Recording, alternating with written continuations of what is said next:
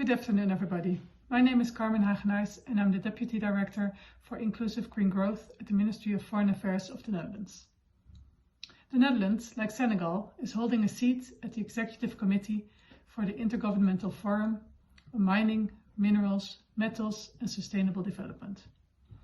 We're also a core donor to UNEP. And I'm therefore delighted to participate in your consultations on mineral resource governance through this short video.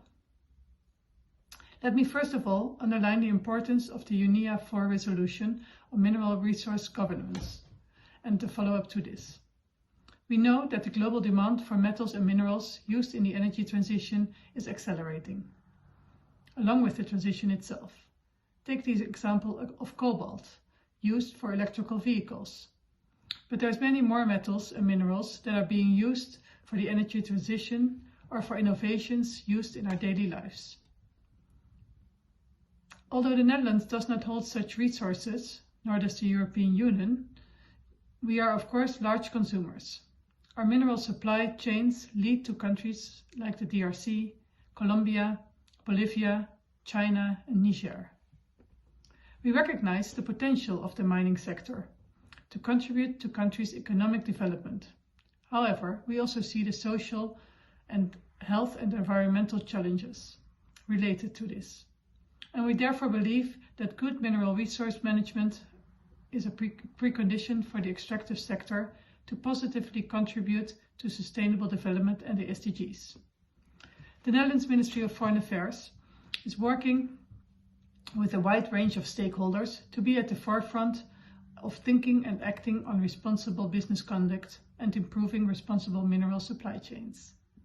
Over the last 5 years, we have been moving along the lines of voluntary measures, for example by corporate social responsibility covenants in the gold and in the metal sector, but also by funding traceability and transparency initiatives such as the IT. As recently as last month, we have embraced the complementary role of legal obligations and on due diligence to these voluntary measures. I want to highlight the importance of accompanying measures, 1, to support supply chains actors to meet their obligations on due diligence, and 2, importantly also to materially support improvements in producing countries. This duality is reflected in one example that I would like to take out. The European Partnership on Responsible Minerals, a multi-stakeholder initiative set up by the Netherlands to support due diligence and projects that contribute to local development. The EPRM is an accompanying measure to the EU Conflict Minerals Regulation. Since the legislation alone is not enough to make a real change on the ground, the EPRM is supporting mine sites in conflict-affected and high-risk areas. The aim of this support is to enable more mines to comply with the standards required under the OECD due diligence guidance. This in turn will enable companies to source minerals from the mines confident that they will be able to comply with relevant regulations such as the conditions of the EU regulation.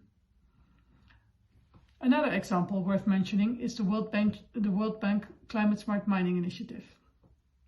This initiative supports countries to respond to the growing demand of metals and minerals by helping them to responsibly manage their mineral resources, while at the same time mitigating the effects of climate change.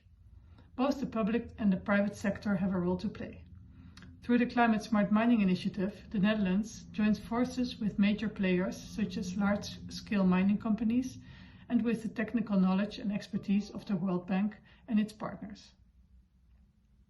In that cooperation, there is also a collaboration between the World Bank and the Universities of Delft and Leiden to assess whether the remining of strategic minerals from historical mine tailings can be combined with ecological restoration of these abandoned sites.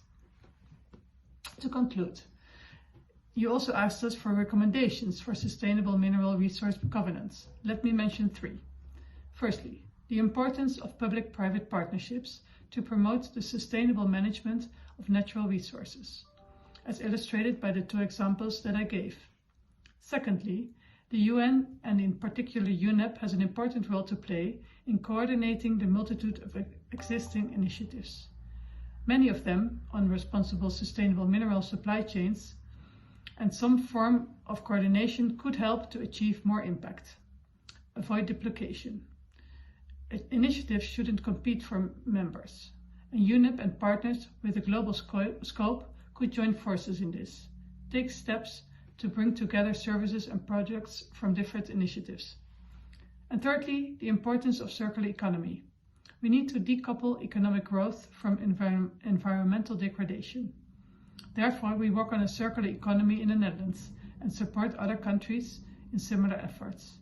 There too, UNEP plays a role in its efforts on sustainable production and consumption. I hope this contribution was valuable, and I hope that you have good consultations today. Thank you.